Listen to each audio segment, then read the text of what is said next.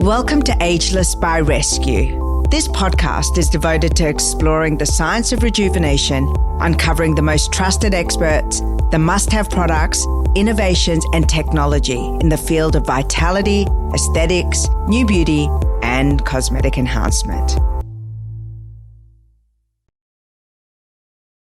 Michael Brown's so good to be reunited with my first makeup love. Yeah, we've been working together for a long time, and it's great to see you as well.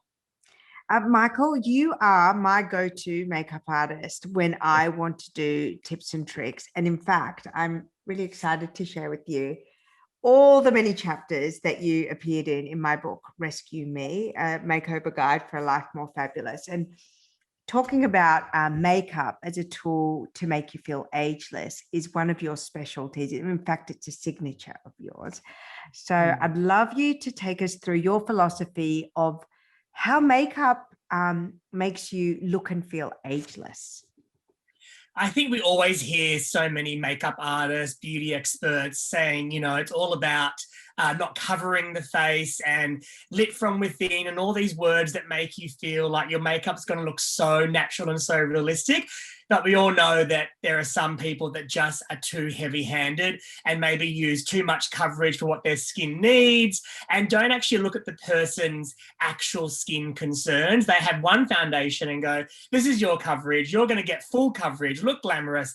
But some of us don't need that full coverage. So I'm all about seeing what the skin can do naturally. If it already has some glow in it and some freshness, keep that and then only cover what you need. So I'm all about complexion. And I feel like if your complexion is amazing, everything else, eye makeup, lipstick will pop. If your complexion's all ruddy and not really smooth, eye makeup and lipstick gets lost. So I'm really big in complexion, and that all starts with skin prep, which I know you love your skin, and skin prep really is the answer to the best complexion. You work with a lot of celebrities and you're recognized as a celebrity makeup artist. So celebrities have the opportunity to work with someone like you. They have a glam squad, so the best hairdressers, the best skin experts, the best makeup artists. But for a lot of normal women, probably the only time that they've had a makeup artist look after them is on their wedding or at their formal or a very big event in their life. What are some of the tips that you can share that you would share with your celebrity clients on evolving your makeup look through every stage? Or I don't think it's age, I think it's stage of life. Yeah, I have been doing makeup for 21 years. I had to think about that. 21 years now. So my technique has obviously changed dramatically from when I started to now. That's because of just seeing other makeup artists work. Obviously, products, innovation, textures of products are so much more realistic now. But I still pretty much have the basics in my kit, that nude kind of eyeshadow palette with a bit of a peachy brown, a chocolate brown, and a caramel. I still have the peach blush. I still have the bronzer, concealer, foundation. They're all pretty much the same products that I don't really, obviously you add in for something really fun and like a big red carpet event, but I still have those say 6 to 8 products that are always there, even from years ago to now. So I don't think you have to think about spending more money. It's just working out where the product should go on your face, where highlight and shade. If you understand highlight and shade and understand that a darker product recedes, a lighter product brings something forward, you'll know how to shape and sculpt your face. That is really how I do makeup. It's all about shading and sculpting first, and then you put the fun stuff on, like a lipstick or a lip gloss or like a shimmer eyeshadow. So those basics don't really change. It's working out what's best for your face, which is kind of hard to do it in like a summary, but just trial and error and working out what looks good. Some people look good with a straight eye line there. For some people, it can really close up their eyes. So a smudgy eyeliner is better. So it's kind of working out what's better for your eye shape, skin type, and also face structure. But my products don't really change in terms of those basics. So people shouldn't think about the spend. It's more about how to use them correctly. So having filler, aesthetic treatments like laser or even surgery is probably out of the realms of reality for a lot of people. Are there things that we can do to treat those, particular problem zones as we age with makeup? I was thinking what would be fun is if we kind of pull out an area and then you can give some tips that could be in instead of having a treatment. So you talked about eyes before. What are some things that we can do? Because, you know, as you age, your gravity takes hold, your lids will droop, your eyes recede, you get hollowness under your eyes. What are some makeup tips and tricks that we can do to combat that? Can I just start with one thing, and that's brows? I think your brows are so much more important to a person's face than they actually think. When I first started makeup artistry, it's quite funny. I started makeup artistry, a bit of freelance, but more in the retail environment, working for very large cosmetic brands. And I remember back in the day, we did makeups on people and makeovers and all these in-store events. And I would say there wasn't really much brow products out there. We probably just brushed it up and didn't even put a pencil through. Now the brows have really made a comeback because we've realized a little bit of density, a little bit of thickness in the brow actually frames the face. Now, my brows naturally are really, really blonde. My hair's natural. That's really blonde. My beard's really blonde. So I dye these to give my face structure because I do so much television and on camera work. If I didn't have the shape here and the density and the color, it'd be really washed out and you wouldn't see structure.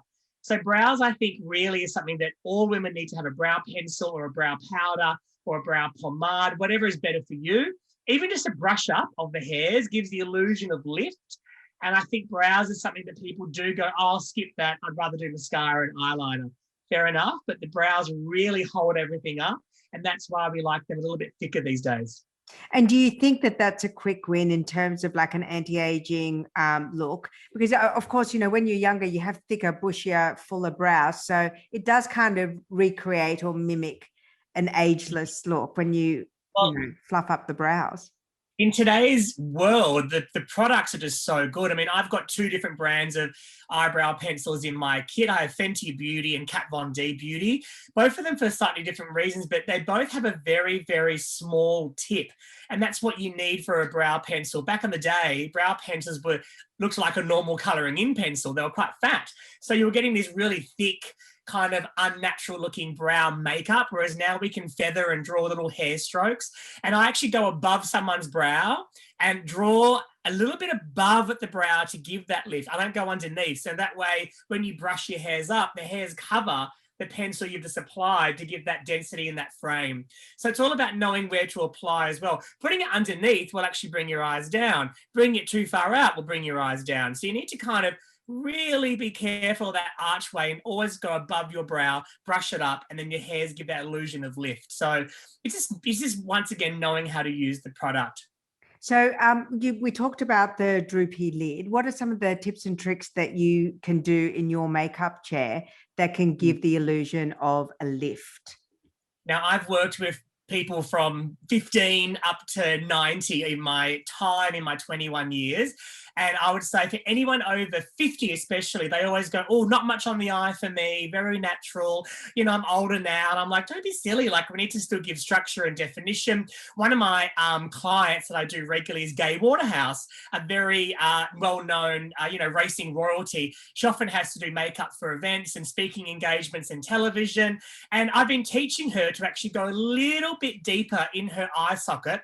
Not saying you have to use like a black or a charcoal or a dark brown. You can even use a very, very light taupe, a bronzer or a caramel, but just shading in that socket area a little bit more and going higher than what you actually think will actually receive that heaviness and that puffy lid to then give the illusion of the open eye. So it's actually going a little bit darker in certain areas. My dark points are always the outer lash line and into the eye socket to kind of sculpt, lift and pull back any excess skin that is showing from age. And that way you look lifted and your eyes are more open. You sound like a doctor. What about to shimmer or not to shimmer? Oh, look, Bahar, you know that I'm a very, very big fan of the shimmer, but in very small concentrated areas. If someone has a palette with a beautiful shimmery gold or peach, people get excited. And I see them with the brush going all over. That's when it can get a bit, you might be highlighting areas that you don't want, especially if the skin on the eye is a little bit crepey when we get a little bit older or dry. So just keep it very minimal on the lowest part of the central eyelid. So even get a smaller, like a really small brush and just pop a little bit there, a little bit there. It's literally all you need to actually give a little flicker of highlight rather than going all over the lid. Someone who's a bit younger or maybe like yourself has a beautiful large lid, you can go a bit higher, but I would keep it more to the lash line. And speaking of lashes and lash line, let's talk about eyeliner, because, you know, when often when we're younger, we're a bit more experimental. So we play with more color. I certainly did. And when I was, you know, in my teens and first discovered eyeliner, it was in your eye, around your eye, cat's eye. And it was quite heavy-handed with the eyeliner. Is there a more youthful way to wear eyeliner? And should we be making a few adjustments to help sculpt, lift, and shape?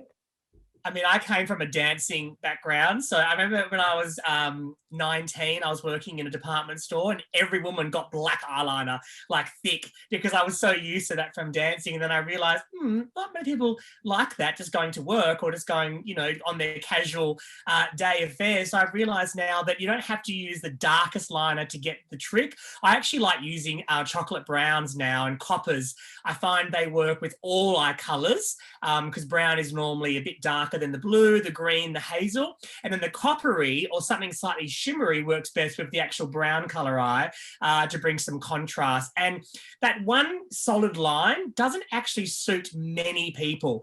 It can, but if you're a newbie or you want to try something new, it's probably best to apply the eyeliner, say in a pencil, and then slightly smudge it out with a brush or your fingertip to get a smokier look. That will actually give the illusion of like lift, rather than a solid line could be quite hard and then it closes the eye up. So be careful of that, especially the inner eye here, the inner rim of the eye. That was a very big look in the 90s, dark in there, but it really can close up. So as we age, it's all about more not doing this to the eyes, it's bringing it out like that. So I would always smudge a little bit darker on the outer and smudge up almost like it's looking like eyeshadow. That's the best type of liner to use. And don't think it's black all the time. Browns, olive greens, even some plums for some brown eye colors. And if you want a metallic eyeliners can be placed in the inner part of the eye. So you get a bit of fun here, a bit of color where you can see it towards the tear duct, but keep your depth always on the outer to keep that balance.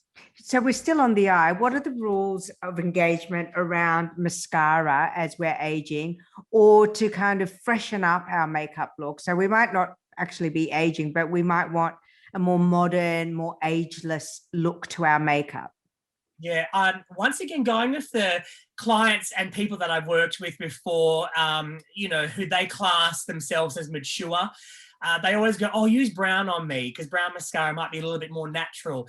But that age group tends to wear less makeup than, say, when you're 20 or 30 or even sometimes 40. So it's kind of like, well, actually, black's probably better for you because it will actually stand out more in contrast from your eye color, and then it'll give you more shading around the eye. Because when your lashes are dark, that's why people wear fake lashes, because it actually acts like a bit of an eyeshadow. It kind of shades that area for you to give that illusion of lift and definition. So I would not use the brown personally. I'd always use a black because I find it just gives the best contrast. And black isn't really that dramatic, especially if you use a mascara that's more lengthening and not a real chunky, you know, volume type mascara. But lashes I always feel like if you have too much mascara on, it can age you. It can look really heavy and too thick. Yeah, exactly. So the formula needs to be a bit thinner. Try and go something that's a little bit more lengthening. So I actually only use one brand of mascara in my kit for the last 3 years. That's Marc Jacobs Beauty. They've got one called Velvet Noir, which is very thick. It's amazing for me because I do a lot of red carpet makeups and they want to look, you know, quite dramatic, and it's good for volume.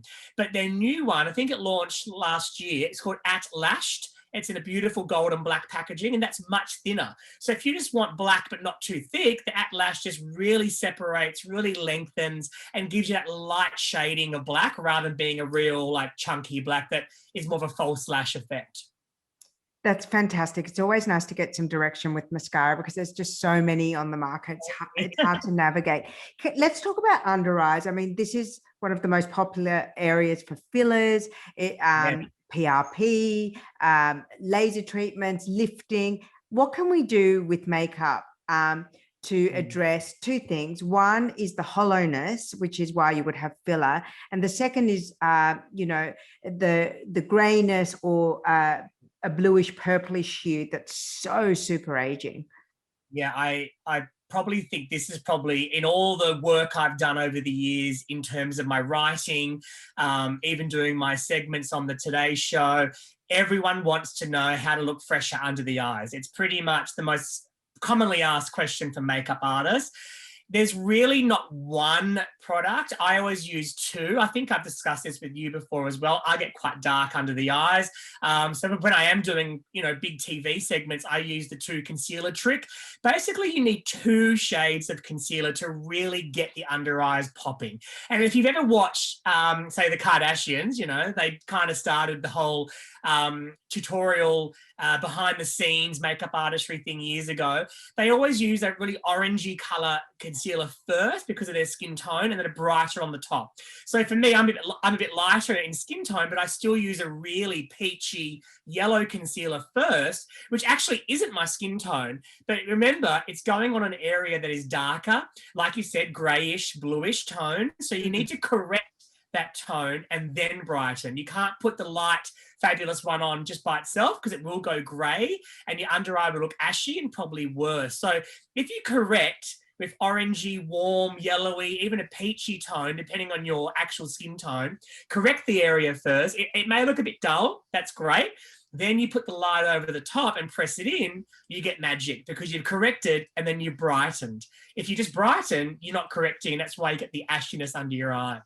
And what about that hollowness? Is there anything you could do to kind of fake or disguise a deep set eye socket or under eye? So once you've done that, the kind of general correction, the correction and the brightness, that's pretty much what everyone would need to look really fresh under the eye, especially the darker the circle you have, the more orangey you need to do. I know some Indian girls that actually use orange lipstick because they can't actually find a orange concealer that dark for them with their skin tone.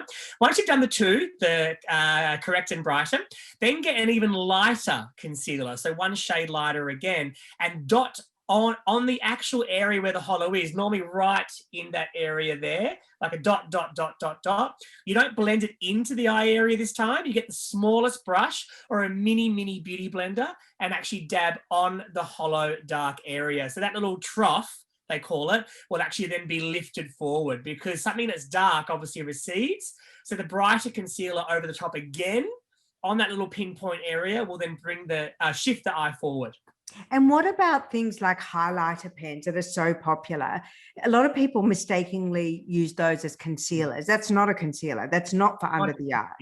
Yeah, well, actually, the highlighting pen, for example, the YSL Tushy Club, that's probably the most famous one that we all know and love. That's what I mean about going lighter again. So you could use an actual concealer. Like I probably wouldn't use that as a male. It's a bit too glowy, but as a female, love it. But something lighter or something like a highlighting pen on that pinpoint area. And we normally with concealer blend in the whole area. This time you're pinpointing and only putting the highlight dots on the trough of the eye where it's kind of sinking in or hollow, and then that will lift it forward for you. And of course, like I mean, look at me now, I'm brighter. It's all about the lighting. So if you're taking a photo and you have dark circles or that hollowness, you don't want to be facing away from the light. It's going to really bring that forward. You want a light on you, front facing, to really lift that area out. So let's move down the face because that was fantastic for the eye area. And the other area that, people spend a lot of money on is around the cheeks for filler and, laser, ultrasound, lifting devices. Can we fake, fuller, higher cheekbone? Yes, so I kind of mentioned earlier about contouring and how face structure and knowing what highlight and shade is so important. So just to kind of, recap, shading, for example, using a bronzer or something in darker tone, even a darker foundation or a darker concealer can work under a cheekbone. So I've got a mirror here so I can see my face, but there's like a bone that you can feel. Shading goes under the bone, and that only gives you structure and a sharper, say, cheekbone, jawline, eye area, whatever it is you're putting under the bone. But something like a blush, not dark, so it needs to be pinkish, peachy, that kind of brighter shade. If you put that on top of the shading, right on the plump bit, the kind of fatty part of the cheek, that's actually going to lift. Contouring alone, everyone goes, oh, but I have contour, but I still look a bit, it's because you probably contoured too much, or you haven't then balanced it out with something brighter to lift. So that sharpens and shapes. So a round face, for example, would love that to cut in, but then they still want this kind of freshness here. So peach or pink blush on the apple front part. So I actually do it quite high, quite rounded and high there will give that lift and that structure. So you kind of need both, almost like the concealer trick. It takes two products to really get the best cheek effect. Cream or powder? You know what? Lately, I must admit, I've been using a lot more cream. I think it was last year, I was very lucky enough to work with Miranda Kerr for 3 months. She was in Australia, hiding from COVID and hiding from the US election and just taking a break, being a new mum. And I was with her for 3 months, and we did a lot of work in those 3 months, probably 2 to 3 times a week. And she loves a cream blush. I do too, but it wasn't something that I use all the time. And probably since December, every makeup I do now, I use a cream blush. I just think it just looks fresher. It tends to blend better into the skin, and it does look slightly more dewy to give that freshness, which I absolutely love as a makeup artist. And in terms of the contouring that you mentioned a couple of times, we can go back to it later, but again, cream or blush, and do you have any kind of rules of thumb in terms of selecting the shade to contour with?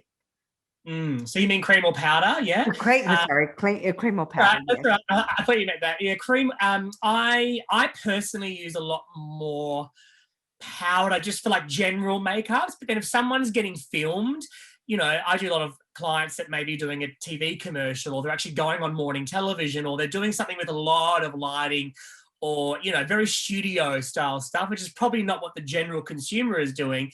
But for that, I use a cream, because the cream on first can get the real depth that I need, and then finish with the powder. But I would say if you're just, using it to go to lunch, go for dinner, go to a wedding, go to a nice event, I think powder contouring is just probably easier.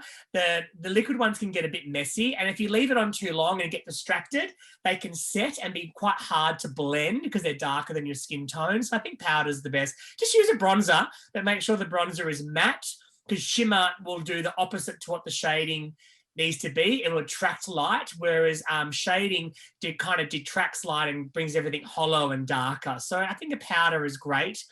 In terms of shading, it's normally 1 to 2 shades darker than your skin tone. Just make sure it's not too ashy or too orange. It needs to be in the middle. So just once again, testing on your skin, which is hard to kind of explain in this way, but it's just trial and error about testing on your skin tone. But 2 shades darker is plenty, no more than 2 shades. Can you teach us about makeup nose jobs? Makeup nose jobs. Well, we know that nose contouring is not obviously new. It's been around for a long time. I do think it has softened off. And in general, that contouring, I think we're seeing a lot more fresher makeups.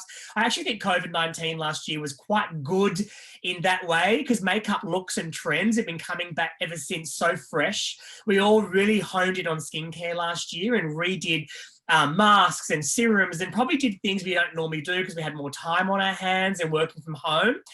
So I think skin trends are really coming forward. So then makeup trends have been much less. We haven't been seeing full-on runway looks. We haven't been seeing harsh contouring. Everything's getting a bit softer. Even the Kardashians are getting softer, which is a good sign. So I really think that the nose contouring definitely can work, which is shading down the sides of the nose. So the panels here, you can either just do a light brush down the actual panel of the side nose. If you have quite a wide nose and you want something really dramatic, obviously you can do a much more pinpointed contour look, but that's a bit more artistry. So I would just suggest to get a fluffier brush, about, small, medium, and just dust the sides rather than doing a 2 lines look, and always highlight the center part of the nose to bring that part forward, and the shading on the side goes back. So you get a nice, slim, trimmer style nose. What can we do with our lips? I mean, lip liner has come in and out of fashion, but obviously fuller lips are a marker of youth. We lose volume in our lips as we age. And also I believe that this area of the lips lengthens as well. What do you do to trick a fuller lip with makeup? I think lips are actually probably the easiest in a way, because most women are used to doing a lipstick or a lip liner, whereas contouring and shading, some of them just aren't used to that or don't know how to do that. So they tend to watch a lot more tutorials about that part. But the lips, I think most women have been using lip liner for a while, lipstick for a while. So basically always think about the center of the lip, the really central part of the lip always needs to look that little bit lighter, because once again, the light will attract and make that center part look larger and fuller. And then we darken, or deepen, I should say, the outer parts of the lip. So that could be as simple as using, say, a chocolate brown lip pencil and lining the whole lip with the pencil, but on the outer areas here, just shading it in a little bit more, but keeping the center pretty much free of any lip liner. Then using a nice beige or a peach lipstick over the top, it will go over the brown lip lovely, but the center will still look brighter because you've left it free. Or adding an extra gloss in the center, or adding a highlighted gloss, like a frosted gloss in the center. So lip touring, as they call it, is quite common. Sometimes you can even use two lipsticks. You might use a red to start with, and then a brighter pink just in the center to bring a different dimension to it. So it's like highlight and shade, shade and highlight. So you always highlight the very center of the mouth. One of the things that people complain about with lip aging is, fine lines around the lips and lipstick bleeding. And so people who say, for example, you always loved a really beautiful red lipstick tend to feel a bit shy about using a beautiful bold color. What are some tips about that around the lip area, that as we age, that, are there any products or tips or tricks that we can do to stop the feathering? This is quite interesting because I'm a really big lip prep, how would you describe this? Lip prep guy, I guess, in makeup. I think it's something that we just skip and think about serums and moisturizers and primers and eye creams, and we're all doing that. But obviously with my work, I do have the luxury of a bit more time, I guess, because my client normally is, scheduled in for an hour makeup or 45-minute makeup. So they know they're going to be sitting there a bit longer than, say, you at home getting ready for work. But if someone does have a textured top lip, meaning there's a bit of fine lines there, it's really important to use a lip scrub. I actually use the Bite Beauty range. I love their lip scrubs. It's agave, tastes good. But if you scrub around the edges of the lip before you start any makeup, it just kind of buffs and smooths the area so that area is as smooth as possible. Lip balm won't do it. That will hydrate. But if you have any bumpiness, textured lip, you need to smooth and buff it away to kind of plump it, and then apply lip balm. Thing is, I often forget that I've applied lip balm to my client, and then you start doing lip pencil and realize, why is it slipping? It's not working. So you need to make sure when you do your lip liner, say 20, 30 minutes later, you need to just make sure that area has got no lip balm on top, because once again, the lip liner will slip and slide. So then if you take off the lip balm, then draw your lip liner. It's going on an area now that's been buffed, it's been smoothed, it's been hydrated. So the lip liner will be really sharp and perfect. It only bleeds when the lipstick is too hydrating, too moisturizing. Now, I know you're thinking, well, that sounds actually quite nice, having a moisturized lip or lipstick. But unfortunately, the real liquidy ones, they do tend to creep into a lip that's textured. So if you do have that textured lip, buff, smooth, hydrate, wipe off, sharp lip line, and try and use a lip liner that's quite dry in its texture. That would be a barrier, and then lipstick in the middle of your lip, not going over the top. And glosses and really slippery type products, they will move in, so keep away from that. Or if you want to highlight the lip, only use the shimmery products or liquid products on the bottom lip in the center for the highlight. But yeah, keep that top lip a little bit drier so nothing moves into the area. Those are great tips for the lips, and you're right, we do forget to prep the lip, and then we want so much, it is such a focal makeup product, and then you wonder why it doesn't look as good as it used to. I want to go back to where we started, which was skin prep and complexion, which really is your signature. The celebrities that I know you work with always have the most gorgeous skin. Erin Holland, she glows from the inside out. Nikki Phillips, Kate Waterhouse. And I know you've worked with international celebrities as well. I remember when you worked with Gisele, she was incredible. And Miranda, who you mentioned, who's on our podcast as well. How do you mentioned less is more, and that we probably need to look at changing up our complexion products. what should we be doing as we're getting older to give a more youthful, glowy appearance to our skin? I think obviously time is obviously an issue for a lot of people, and I totally get that, because I say some things and then people go, "Who has time for that?" And I'm like, I totally get it. But people always go, "Well, how come they have that skin? How come that person's glowing at that age?" Or not even an age thing, just they look so good. It actually is because we do spend time. And that's the thing, when I'm doing really large events, back when we had these amazing red carpets before COVID and massive events, I would spend 20 minutes prepping someone's skin before I even put any foundation or concealer on. You do massage techniques. Now we have all these beautiful rolling products and gouaches that can really massage, and they actually do make a difference in how your skin is feeling, how taut it is, and how products are absorbed into the skin.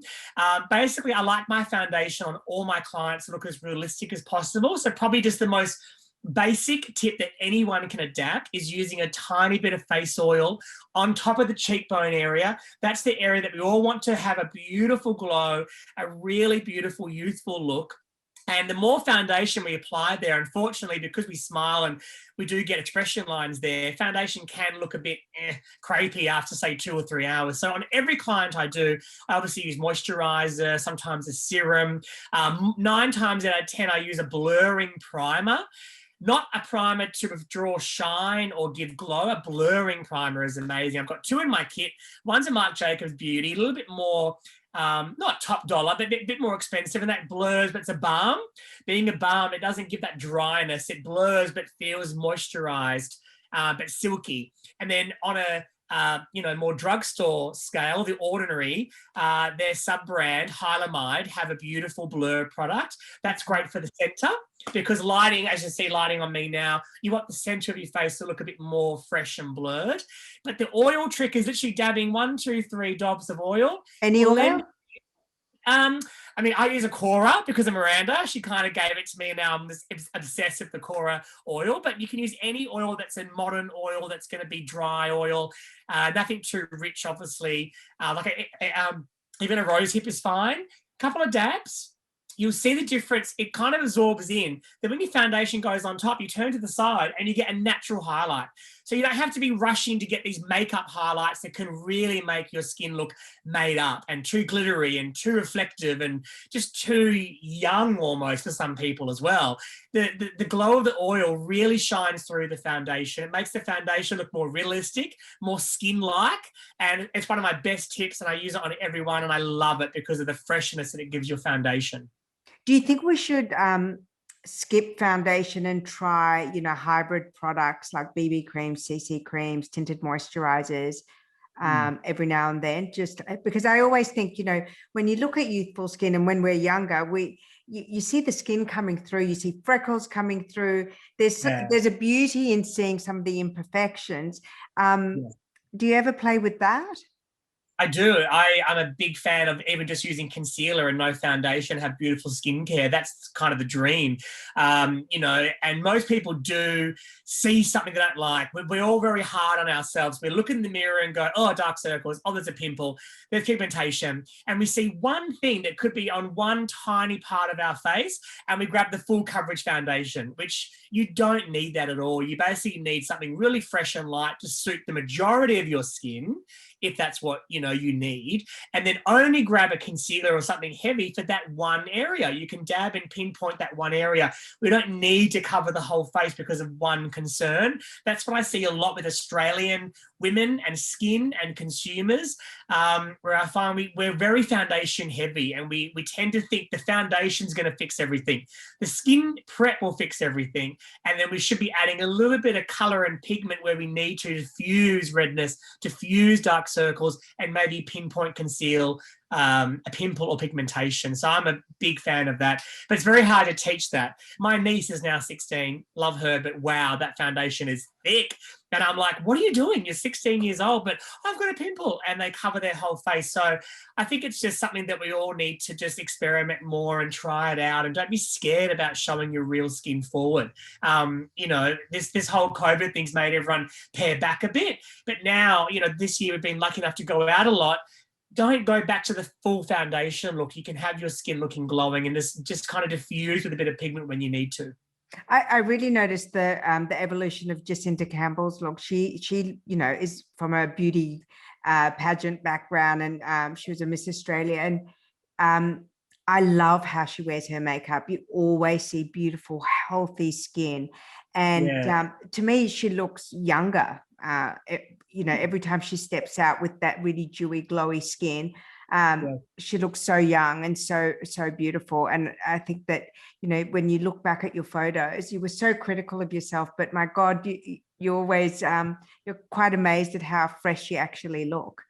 Yeah, she actually gets a lot of DMs on Instagram when I do her makeup asking about the skin.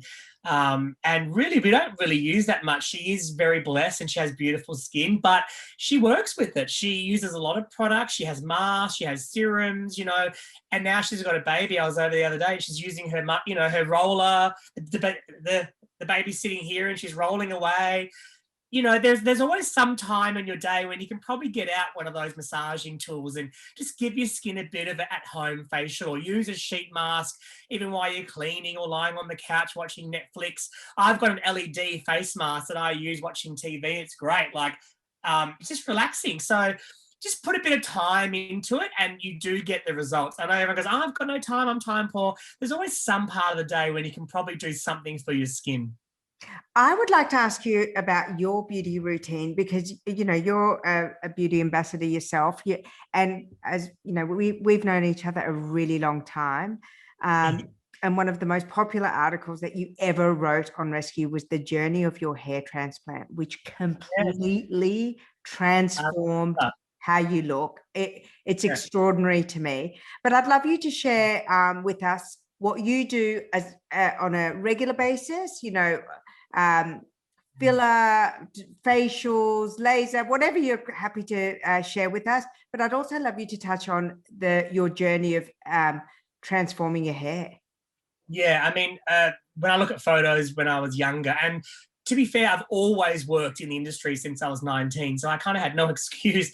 I've always had products at my feet. I've always been at brands that, gift you things, or at trainings, they would gift you the latest product.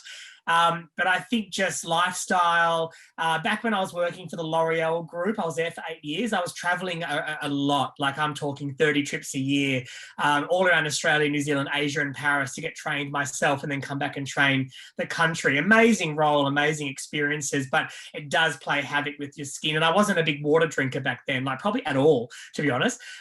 So that was really bad. And I go, wow, I look so much older when I was 25 than I do now. And I think it's just, as you age, you kind of realize you do need to spend that bit of time.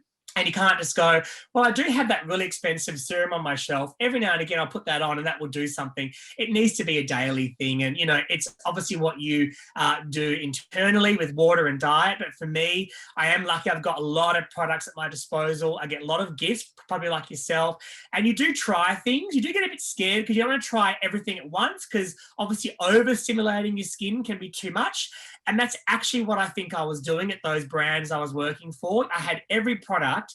I was a bit younger than maybe the product's meant for, and I was using this and using that and putting this on 4 layers of creams. I think I was overstimulating my skin, which aged me. And now I've pared things right back and only using what I need.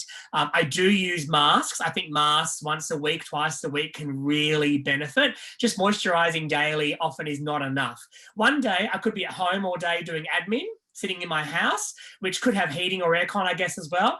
But then the other day I'm out and about. In 1 minute I'm in the cold, 1 minute I'm in the hot, then I'm, traveling or something. So my skin gets kind of abused a lot during the week. So it's really important to protect. Exfoliation is key. I can't go on about exfoliation. I think you use this as well, the Olay at home. Oh yeah, I love that one. That microdermabrasion, the dual effect. I love it. Yeah, so it's an AHA, the alpha hydroxy acids, and it's vitamin C, and it's a two-step at-home facial. I've been using that since COVID last year, and I find that's been amazing for my skin, just the texture of it. So when I do wear makeup, the foundation gets closer to the skin because you're renewed. But yeah, I kind of use a bit of everything. A serum here, definitely sunscreen, exfoliate once a week, mask twice a week. I'm definitely a big skincare user.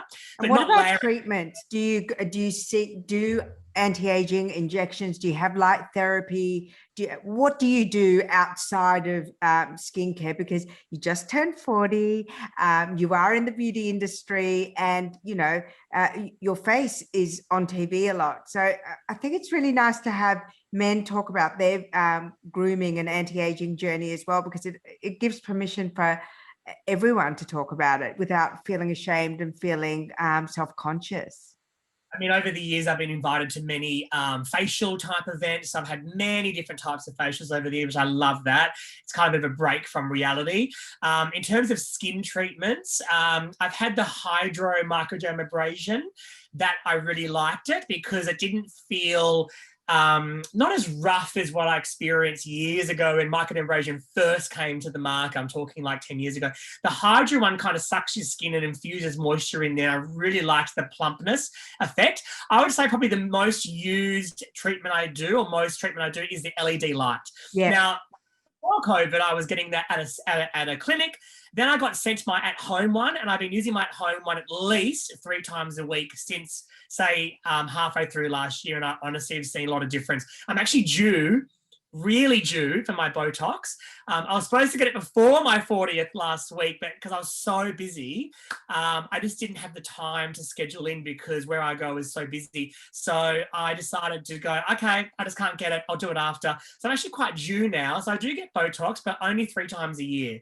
I don't like to see anything starting to move again and then immediately go back in for more injections. I like to get my skin moving again and to get a bit of movement, muscle memory, and then get it done. So I usually do it around 3 occasions: Mardi Gras in March, my birthday in June, and Christmas. So that's my 3 times a year where I get some type of Botox injectable. But that's really it. It's only Botox, my LED light, facials, but I generally use more at-home stuff because I'm so lucky to get gifted so many beautiful products. And what about your body? Have you ever tried any body treatments other than your hair transplant? Yes, so I did the hair transplant now 6 years ago, which Unbelievable. was 6 years ago because it does feel like it wasn't that long ago.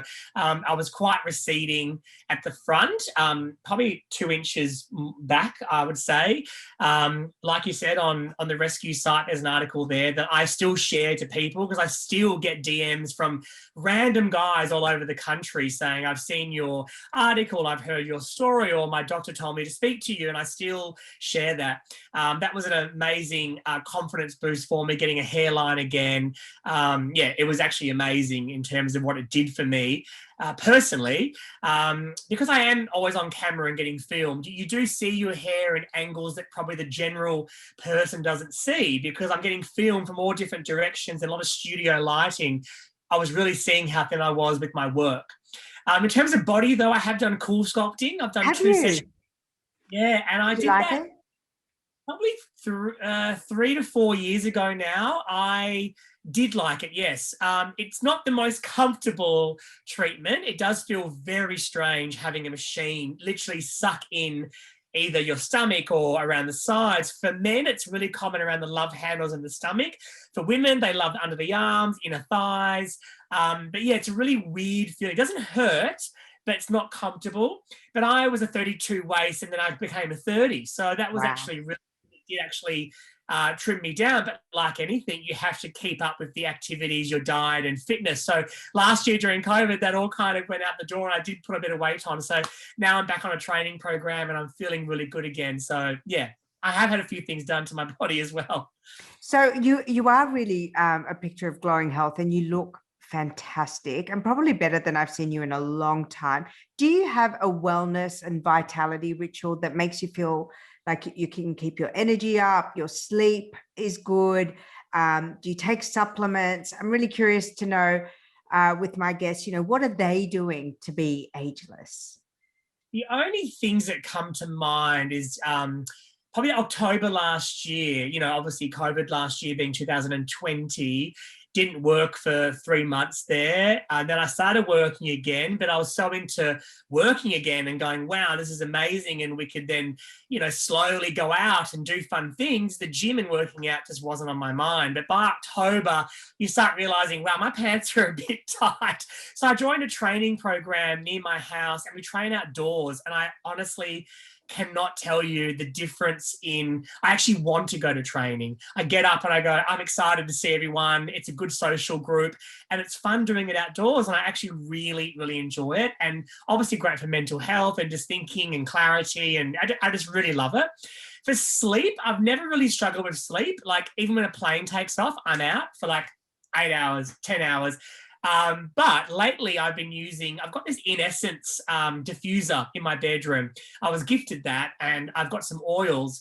And I must say, with the diffuser in my room every night, I sometimes use peppermint if I've got a bit of a blocked nose, or then I've got the bergamot or the geranium, patchouli, which is a bit more of a stress reliever. I actually really find they do make a difference. I put it on just for an hour. So it switches off an hour into my sleep.